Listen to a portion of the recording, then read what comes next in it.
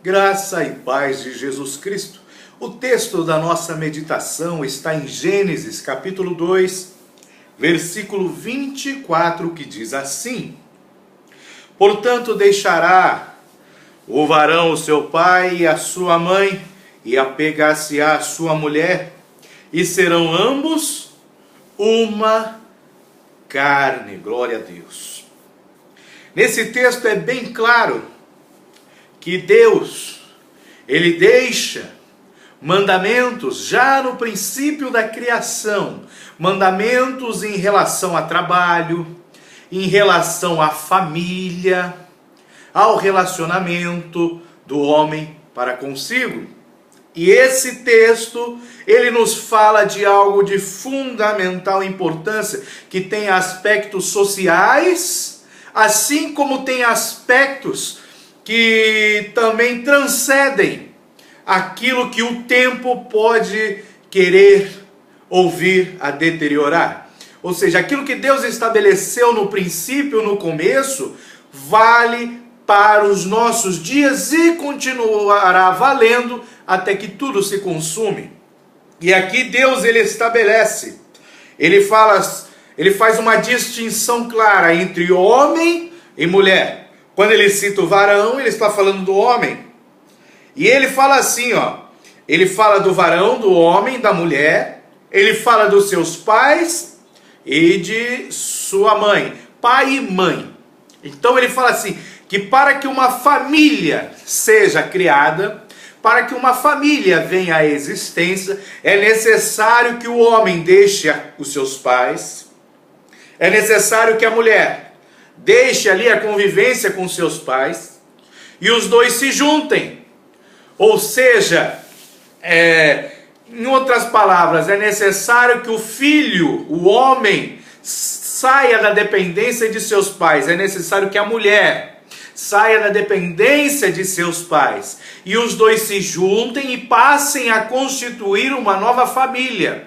Porque até então, enquanto o filho morava com seus pais, ele fazia parte da família de seus pais. Quando ele deixa ali seus pais, ele passa a constituir uma nova família. E isso é maravilhoso. Deus estabelece como as famílias são criadas, como elas são formadas, como elas passam a existir. Então deixará o varão seu pai e a sua mãe, e apegar-se-á a sua mulher, e serão ambos uma carne. Aqui tem coisa maravilhosa, que a palavra de Deus nos diz lá em João 1, 8, 18, que Jesus, ele estava escondido no seio do Pai. Ou seja, Jesus foi um mistério durante todo o Antigo Testamento, que só foi revelado, através do Novo Testamento, quando ele se encarnou e passou a habitar entre nós. Pois que ele morreu e ressuscitou e confirmou tudo aquilo que estava profetizado sobre a sua vida.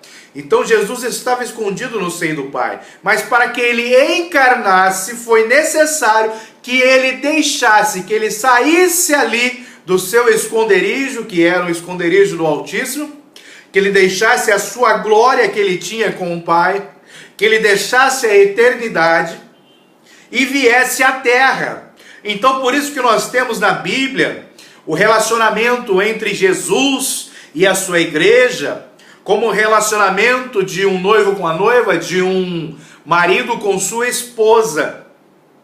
Então, foi necessário Jesus deixar o seu pai, vir a essa terra, encarnar, para que ele pudesse contrair uma esposa chamada a igreja. E a igreja, veja que interessante, ela também teve que deixar as suas raízes, as suas origens. Ela teve que deixar essa vida mundana, passar a ser uma nova criatura, para poder ali se juntar com Jesus Cristo. E Jesus lá em João 17, na sua oração sacerdotal, ele fala: Pai, que nós sejamos um, como a igreja é uma comigo, que os meus servos que estão ali na igreja são uns comigo. Então essa unidade, essa coisa maravilhosa, se dá através desse relacionamento, que foi já mostrado lá em Gênesis 2:24, que já era algo que estava simbolizando o que viria a acontecer. Quando Jesus Cristo deixasse o seio do Pai, viesse até essa terra, se encarnasse e adquirisse para si uma esposa, que também teve que deixar este mundo, deixar as suas raízes maléficas, teve que se separar para poder os dois, se apegando, serem ambos uma só carne. Uma só carne para o que nós dizemos neste âmbito físico, neste mundo físico, mas também somos só um espírito com o Senhor, uma só mente, um só corpo, um só espírito. É isso que está lá em Efésios. Então Deus instituiu esse princípio maravilhoso de família para que ele perdurasse até que toda a obra criadora, todo o propósito debaixo do céu se cumprisse. E ele fala, deixará o varão seu pai. Jesus deixou o seu pai, deixou a sua glória e veio a essa terra para se unir-se com a igreja, sendo assim um só corpo, um só espírito. Olha que coisa maravilhosa. E Paulo vem e sela dizendo que Jesus é o cabeça e a igreja é o corpo. Ou seja, são um só, até mesmo prefiguradamente na carne. Que Deus nos abençoe em nome de Jesus Cristo.